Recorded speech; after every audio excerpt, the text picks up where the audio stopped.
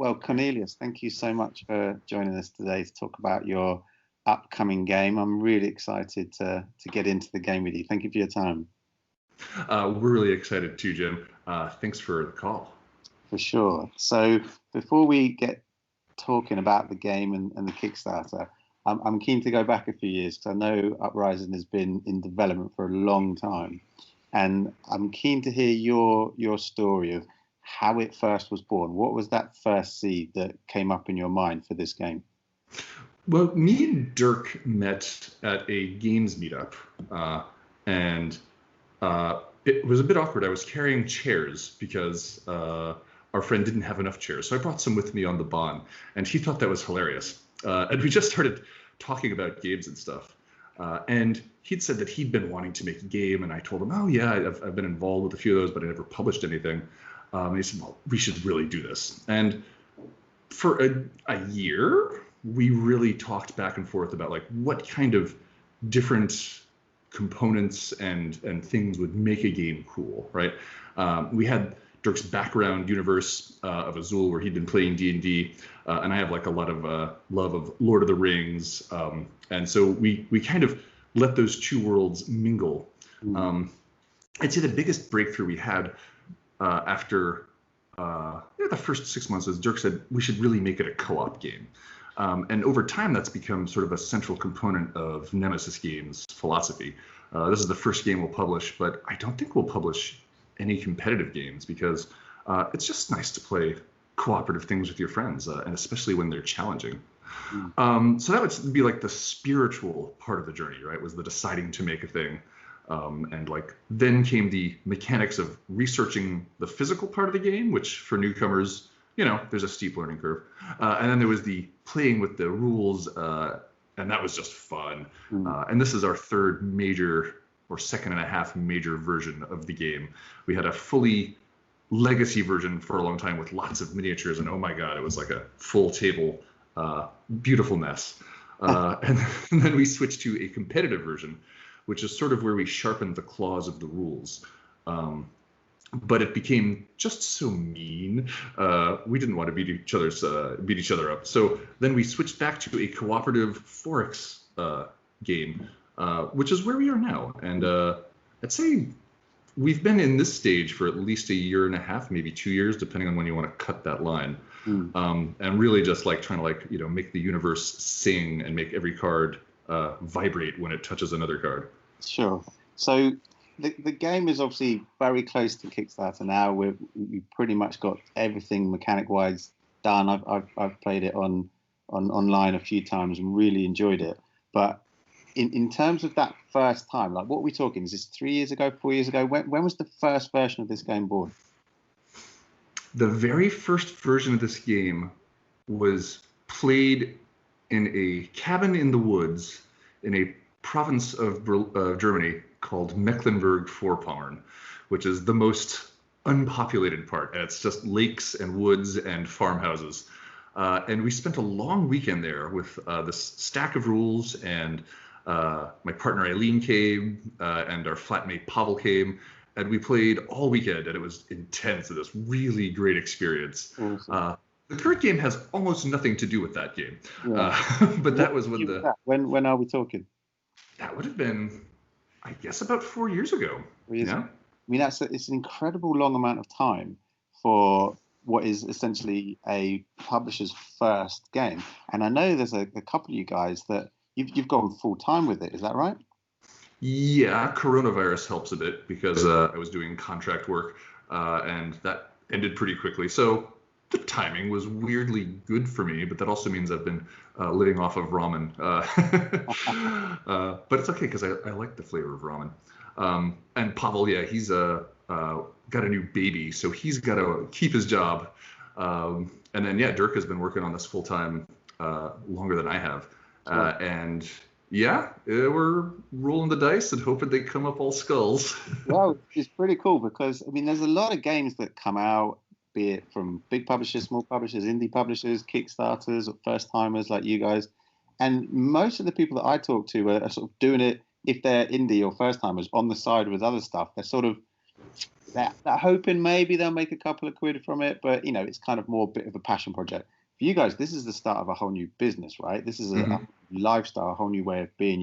You've created a whole brand around the publishing house. You've got a style of games that you want to do, and you're starting with what I think is going to be one of the biggest games. So I mean, it's a huge commitment, it's a huge sacrifice, it's a huge risk, but one that I think is pretty low risk because you've got a great game. And is that the thing that kind of gave you the confidence to do this, because you believe so much in the game? Well, those are really nice things to say, and that makes me feel even more confident. I've done a lot of different jobs in my life. One of them was a kind of bad carpenter, and they always have that expression, which is measure twice, cut once. And I would say we've been measuring a lot more than twice, and we're all lucky that we've made money in past professions and can afford to sort of skate along on some savings and some other forms of income. So yeah, like the change of direction and, as you say, lifestyle, that's really different. And it's the kind of thing that you don't really believe anyone can do at first, and then you start to take a step into the water a bit more.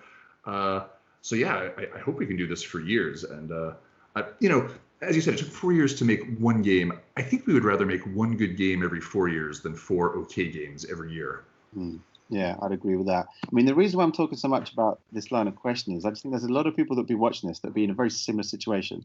They've got a game in their mind, or maybe there's a prototype that's sort of rummaging around their house, but they haven't quite had either the means or the confidence or the contacts or the know-how of how to get it from where it is now to where you are a couple of weeks away from Kickstarter. What was the thing you think that got you from that cabin in the woods 4 years ago to where you are now, which is working full time on this massive, huge Kickstarter release that is now only a few days away?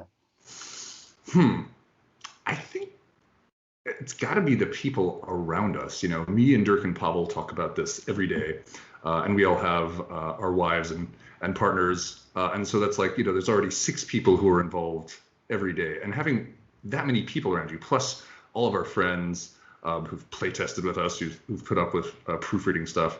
So I'd say that probably is what gave me the confidence, as the community that sort of came up around it and other people's belief in it. Because yeah, if I was just sitting in a vacuum thinking about the game, I don't think I would have any need to do any more than just that.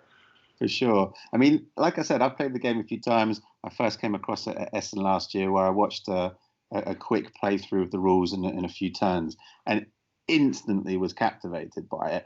The look is incredibly, I mean, it pulls you in. The table presence is phenomenal.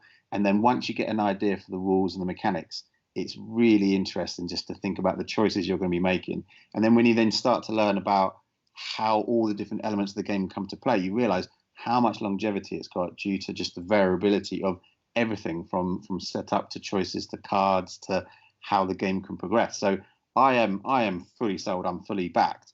But the question I've got after all that preamble is, it's not a simple game. Like this game is going to be, I'd imagine, 3.8, 3.9 on BGG scale of complexity is my guess. Once it's got a decent amount of reviews, but it's in that higher echelons, and it's a big box game with a lot of stuff. And yet it's not got that miniatures thing that's going to instantly pull everybody in, for very good reasons that I know we've talked about in the past. I think the standees are brilliant and better than just a bunch of grey of unpainted miniatures. And obviously cost-wise, it will make it a little bit more affordable. But you've done all this stuff. You've created this new world for you with not the simplest path, right? You're not launching with just some like little, oh, this is a bit like Cards Against Humanity and it's $12.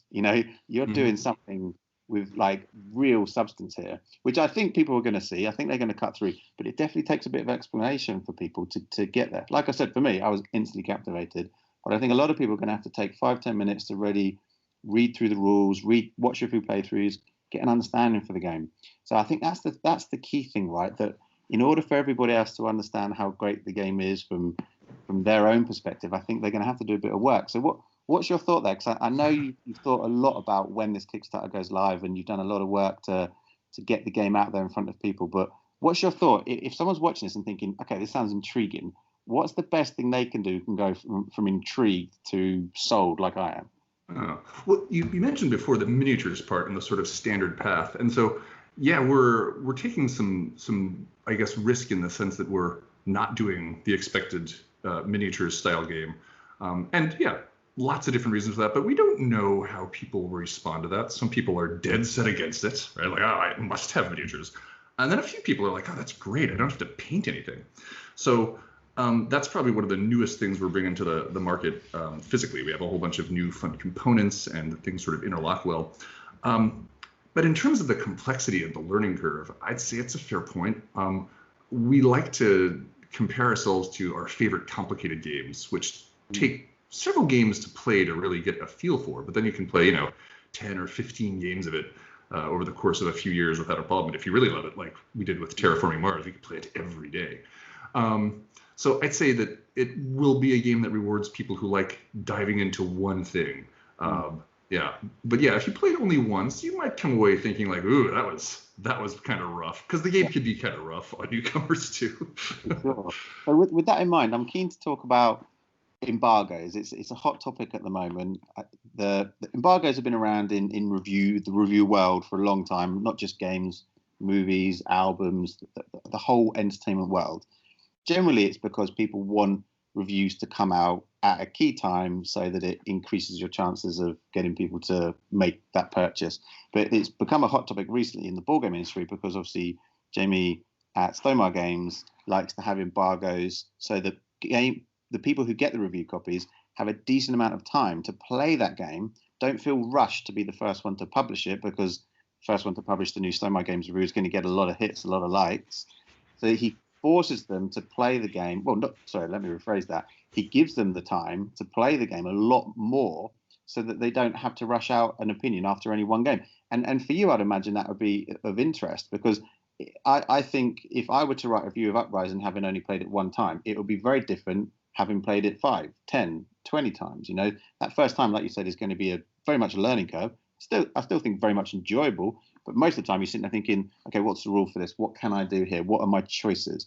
Whereas game 3, game 4, game 5, that will go away. What's your thoughts there? How do you think that would work for you? I mean, there's a lot of noise out there, and some of it's great noise, for like really cool projects, and then sometimes there's advertising waves, and I've certainly bought some games that were hyped that I wasn't that excited about. So the embargo system seems to be sensible, and everyone can be equally happy that way. It seems more political than economic, so that everyone's equally unhappy. But yeah, it's very hard to convince people to spend 10 or 20 hours learning the game over and over to review it. I'm happy to play with you right now if you want. And yeah, so getting somebody to invest that time up front is it's up to them, and we're happy to do it, but we can't definitely make anyone do it. We're no Stone Myers yet.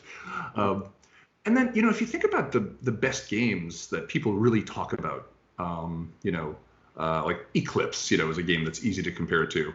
Or Root is another really interesting game. It takes a long time for it to enter people's consciousness. Mm-hmm. It takes maybe a year for people to play a few games and then start talking about it. So I wouldn't be too surprised if people get the game and they're like, geez, what do I do with this thing? And then a couple months later, you might start to hear, oh God, I just figured out why this game is fun. Mm-hmm. And I think that's part of the natural curve, and it's okay. We're not in a giant rush to republish and make lots more games. We're patient. Sure. So, with all this kind of questioning, I'm interested.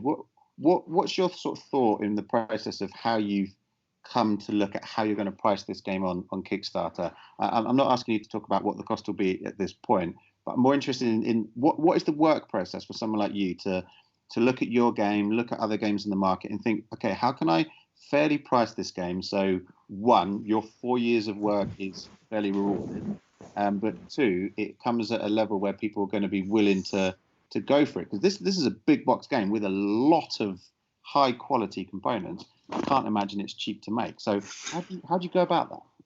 I mean, yeah, a lot depends on how many people buy it, because we've already invested a certain amount of money in all the prototyping and getting the word out there.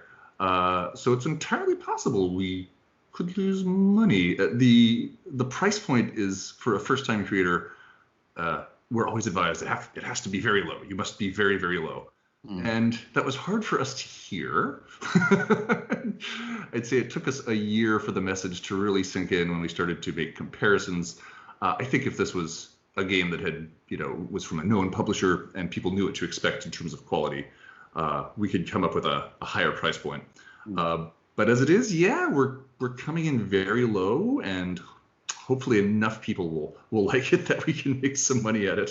I mean, we were talking earlier before we started recording about this is kind of what Kickstarter's for, right? I mean, obviously it's not exclusive for this. You get, your big chemists on there too, which, is a separate point I don't want to go into now. But for me, your sort of game is the perfect place for Kickstarter to really shine and show what it's for. It's a community, like you said earlier, of like-minded individuals who are looking for that next awesome game. You've got a brilliant big box, deep, complex, fun, rewarding game full of longevity that isn't going to be, just a flash in the pan. This has got some serious long-term play to it. But you need it in order to get that game out there, a decent amount of pre-orders, which, let's face it, that's essentially what Kickstarter is, to fund that game to a level that hopefully at least breaks even, or hopefully makes you some profit after 4 years. I think you deserve that. But it's such a balance, isn't it? It's such a delicate balance of getting that message out there in the right way at the right time. And timing is the other thing. Like, when can you put something like this out there when there isn't 10 other things competing for your attention? So how have you done that? How have you decided, okay, this is when we're going to do it and this is why? Talk to me about that process. I think the most effective thing we could have done in this situation was just throw a dart at a dartboard, and that would have been how we picked our day. I think it's a lot of guesswork, right? We can run comparable things about what the costs are and kind of get to there. But in terms of the timing and what our customer profile is and that kind of stuff, it's one of the nice things about board games is that it's actually not a very well-discovered and lucrative industry. So there's not tons of literature and there's not tons of research, and they haven't bisected people into different units to advertise to. And so we're really counting on people to want the thing, to enjoy that sense of community, and be with us on the campaign and learn more about the story. I guess if we could have found the right date scientifically and all that other stuff, we probably would have done it. It's hard though, right? I mean, I get it. There's always something big coming out on Kickstarter. But me, I was saying earlier to you before we started recording that I've had 2 huge games on my radar, my Kickstarter radar this year, and I have to do my research because my wife likes games, and she plays with me probably twice a week or so. I play twice a day, so I have to sort of manage the relationship there where she's not constantly seeing money leaving our account for games that she's not aware of, so which is fair enough, So I said to her, look, this year I reckon I've probably got 3 big box game investments. One is just a regular retail thing. Another one is an early Kickstarter that's come and gone, and then the last one for the year is this one. So I've had it on my radar for an incredibly long time. I'm totally psyched. I'm ready to go. Yes. I can't wait for this. But for somebody like me who is an absolute obsessive board game fanatic, it's still taken, and this is my point, a conversation or a number of conversations with my wife to discuss it, right? Because we're not just talking about popping to the shops and picking up, I don't know, a packet of crisps or something. This is something that's quite big and and not just in money. I don't mean that. I mean sort of in time as well. This game, I'd imagine, is probably going to take up at least 200 hours of my life over the next few years. You know what I mean? It's a big investment with everything. So I'm just fascinated at the sort of the behind the scenes thing. And if somebody like you, who is right now completely I'm about to make a game, it's a huge thing. You're in a big bubble right now. Is it even possible to think about what I'm talking about now from a buyer's perspective? How can you even do that? Dirk is one of the smartest people you'll ever talk to, and he has a wonderful theory on people's need to simulate other people's behavior. And I was a buyer of games, and now I'm a designer of games, and you forget as you move into that next realm what it's like to be on the other side. So, yeah, that's a good point. It's true. It's a. I mean, cast your mind back to the last time you purchased something along this sort of scale and the size. Just think about the decisions that you made in that game, because there's always choices, right? To buy or not to buy, or to buy this or to buy the other 10 potentials. There's a lot going on, right? And it's just interesting to think about how this decision process affects us all. I mean, I'm looking behind you now, and I'm seeing a lot of big box, games, and your high level complexity there. I'm sure you've got some simple stuff too, but we've all got a lot of choices when we come to make those purchases, right? And I'm just so keen that people who are interested in this game can kind of cut through as quickly as possible the decision making process, because I'm just certain that if anyone does buy this game, they're going to love it, because from my experiences of it, it's just so good. There's very little else out there like that, and this is the sort of the next line of question I want to go into. This is a 4X cooperative game. That's a really easy way to describe it mechanically. But how would you describe it in terms of its play and its similarity to other games in the market? The table talk with more players is a thing that's hard for us to advertise, and for some people it might even be a turnoff. But of course you could play the game alone too if you don't like talking to people. But I'd say one of the biggest things is how you come to decisions in that game, because if you got, if it's two people, it's fairly straightforward. But 3 or 4, everyone's got to organize their timing it just the right way, and because everyone's invested in everyone's excellence and victory points, every dice roll counts too. And so on a big battle, everyone's watching the dice, and so it's a really mutually interactive thing. And if you don't have that as much, then you've got a great engine building system. The exploration, is a lot like 4X games. There's rewards and penalties for revealing these hexes, depending. And so you have to very economically, plan out your own actions and build your engine. But with even more players, it can become like a real question about who does what when, especially because the board will always screw up your plans every chapter anyway. For sure, yeah. And that's, the way you described it there, I just think it just sounds so unique. And it's a lazy question, really, but I just think people watching will want to know, because it does sound so unique. And they'll be thinking, okay, what is this like? What is this similar to? And I think that's an easy way that people can kind of formulate in their minds, do I want to get to the next buy-in stage? Am I interested in moving on my explanation to watch some playthroughs and read some more about it? What game is this like? Because I can't name one game that is like, which isn't helping. Yeah. I mean, it's not really like any games that I've played. Maybe there is a game like it out there, but I haven't seen it. Yeah, same. Yeah, I mean, the hex-based exploration thing looks like Eclipse and Twilight Imperium, and those are such strong systems for 4X. And it's hard not to move towards that. And I know several other games use that, because it's a bit like the chessboard, It's just like, well, that's an efficient system. The economics of like your action points and going to the market, maybe that's a bit like Game of Thrones. There's just a limited amount of things you can do, and you have to basically give things up with every decision. It's the dismal science. And in terms of the table talk, maybe it's a bit like Pandemic or Pandemic Legacy, but a more brutal version of those. Yeah, and then I guess in terms of like Pandemic's a good one, I think, because a lot of people have played that and are familiar with that game. There's some elements in terms of you and the other players against the board. There's an element of that, but very much in Pandemic it is against the board. It's flipping cards. It's things that are happening that are not in any way at all linked to a specific thing. Whereas in Uprising, you're up against 2 AI players, 2 AI controlled things, and it feels more like there is something to fight against. Like when it's up against something abstract like a board, a card flip turn, doesn't quite feel as personal. Whereas in Uprising, there's a thing there to go after. There's a thing to watch, like a physical thing to be battling up against and challenging against. And when I've played this game, that has been a big difference for me against any other game I've played, because that element is brilliant and it's so absorbing.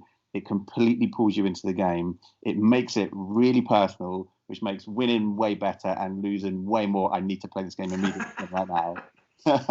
And I've lost way more than I've won, that's for sure. But that's us too. We lost really badly last night. You know the game better than anyone in the world right now. So yeah, I think that's the thing. It's so unique in that way. So it's like I said, it's a lazy question to compare it, but I just want people to try and figure out a way to kind of get through. So I guess we're talking about this is an amalgamation of a lot of mechanics. No, there's no one individual thing in here that is brand new, but I think what you've done is you've brought a lot of things together in a way that is new in a game that is way more absorbing, and there's a lot of story that we haven't talked about that yet. There's a lot of story in this game as well, like the history and the universe that you're creating here is so deep, and the story that you go through, like the path that you meander through as you play it, is wonderful, and the theme just felt so right, and it really clicked. It's not like a theme that you feel that's just been added on to make a pretty box cover. It felt like I was in that world the entire time. Yeah. Sort of coming out of it, because I've played obviously on computer looking at a screen like this. Coming out of it, because you're quite absorbed in the screen anyway, was a bit weird. I was like, oh yeah, I'm in my front room again. Ooh, then it worked. The game works, yeah. Absolutely, yeah. I mean, it's so good. So timing wise, what we saying? When's the Kickstarter going live? When can people check this out? It's gonna go live on Tuesday, the 18th, and we'll I guess go live at 11 a.m. Eastern time in the U.S., which will be 5 or 6 in Europe and 8 a.m. on the Pacific, and really late at night in parts of Asia. That's August, obviously, this year. Yeah, this year, just a week. And then timing-wise, in terms of when you hope to be, once you've smashed all your targets and everything's gone crazy, what are we talking in terms of fulfillment and posting? Well, in the measure twice, cut once world, we've done all our homework. We have all of our files lined up to go with our manufacturer, Long Pack Games, and they've done a bunch of really good games. We were at Essen, and that was really, for us, a lot about meeting the different manufacturers and seeing what kind of quality they have and what kind of relationship they wanted to have. And then we also are partnered with Quartermaster Logistics, and they're super competent. And so we are pretty okay. If I were to wave a magic wand and they could FedEx samples to us in a day, and we could FedEx them back in a day, we could have it within half a year. But realistically, because there's always something, and there's also coronavirus, I'd say the maximum fulfillment would be a year, but no longer than that. I mean, we could conceivably just push the button and have them go, but then we wouldn't be able to quality control every last piece, which we have to do at least one more time. Yeah, for sure. So are you planning any stretch goals within it, or how's it going to work? What's the Kickstarter page going to look like?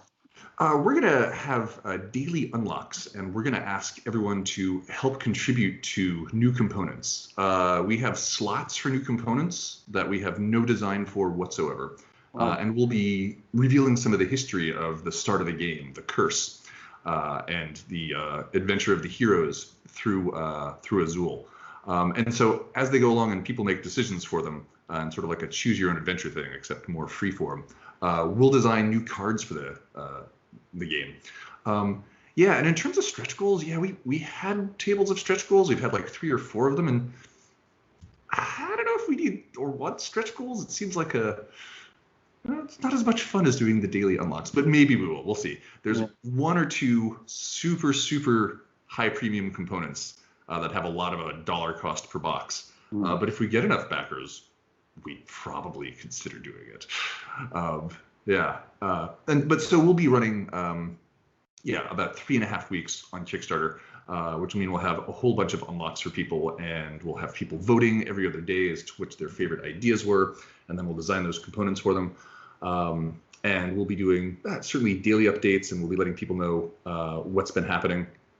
And then, of course, afterwards, we'll keep people updated, because that's so fun to be part of that, to know that things are being manufactured and what that looks like, and maybe describe some of that process to people.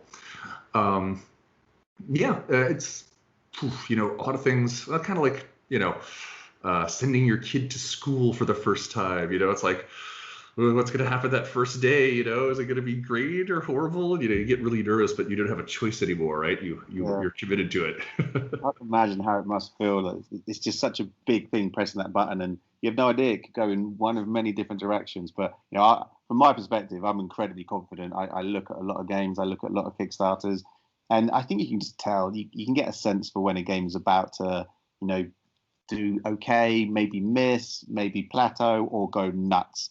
And for me, this is very much in the go nuts pile for sure. I'll be very surprised if it doesn't go absolutely crazy nuts. Is that the box behind you, or is it just a demo box?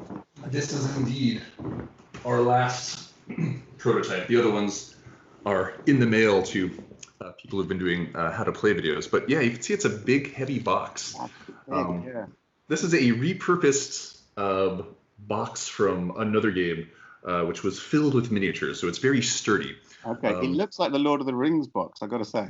It's about the same size, yeah. It's about that weight too. Okay. It's filled with like hexes and tons of little plastic standees and hundreds of cards, and yeah, everything's packed in very tightly. We don't have our really cool inlay vacuum formed yet, but we have one designed, which will be available to see on our page. So everything should actually break down and out of the game box very quickly. You can actually pull the little trays out and just set them next to the table to hold your components. Because that's definitely one of the things about board games, especially when you're competing with video games. If you have a big game and it has a really long time to set up, it's kind of a nightmare. So one of our other high quality components that we wanted to offer was the ability to just put things back and take it apart very fast. I hope we can shave off 5 minutes of everyone's playtime at the front and the end with that. For sure. Well, I'm really excited, as I've said. I think this is going to be a firm new favorite of mine. It's funny to kind of see a process like this evolve. Like I said, I saw an early stage at Essen. I've played a few times online, and now, like many others, I'm going to get to watch the Kickstarter process evolve, and I feel really privileged to be a part of that. And I probably unfairly earlier sort of referred to Kickstarter as essentially a pre-order thing. That's part of it, of course, but the other part is being involved in the process and seeing these things change and being a part of that in the way that you described. And from a fan of board games, somebody who's going to back you and play your game for many years to come, I just want to thank you for that, because I'm really excited. And out of all the stuff out there that can make someone like me get very, very excited, you are top of the tree right now. So it's a privilege and an honor to spend some time talking with you today. So Jim, thank you very much. And it's people like you that we made the game for. Even if you were the only person to buy it, and we lost all our money, we'd be like, well, somebody loved the game like we loved it. And it's really, not about the money. It's about getting a cool game into the world and showing people like all the lore that we have and trying some new stuff out. So thank you very much for your confidence. And I hope we go nuts too. That would be great, because then we can make more games. Absolutely. Thank you for your time today, Cornelius. I really appreciate it. It's been a pleasure. Enjoy the lovely looking day behind you. Thank you.